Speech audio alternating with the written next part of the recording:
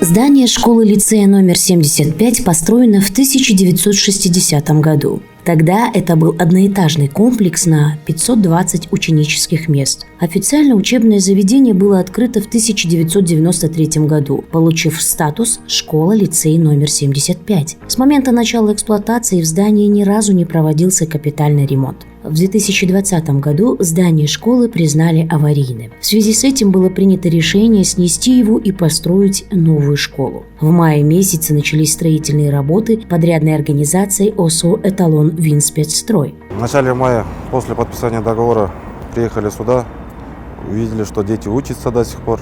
Ждали еще, пока детей распределят по другим школам. Как только распределили, нам пришлось 2 недели снести все это здание. Да. В среднем в день 200 человек работало, днем и ночью работали. Круглосуточно бетон принимали. Постарались, чтобы хотели еще быстрее сдать, но тем не менее еще качественно построить, срок, красиво было, тепло было, чтобы детей удобно было, да? В сентябре текущего года состоялось торжественное открытие нового здания школы-лицея номер 75. Теперь это современное двухэтажное образовательное учреждение общей площадью 5607 квадратных метров. Здание рассчитано на 20 учебных классов, а это 550 ученических мест. Общая площадь земельного участка чуть более 1 гектара.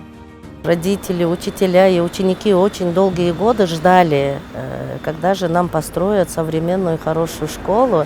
И благодаря президентской программе нас включили, и вот за 4,5 месяца нам построило новое здание на 550 ученических мест.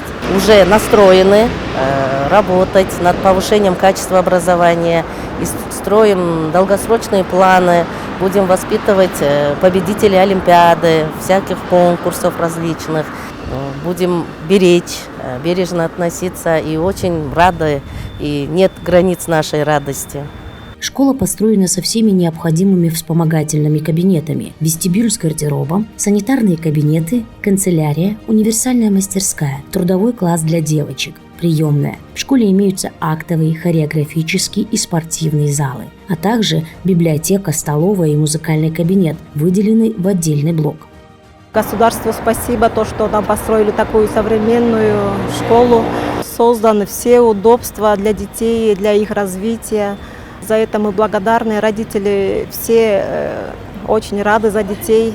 На прилегающей территории школы проведены работы по благоустройству. Построены футбольные, волейбольные поля, беговая дорожка и установлена воркаут-площадка.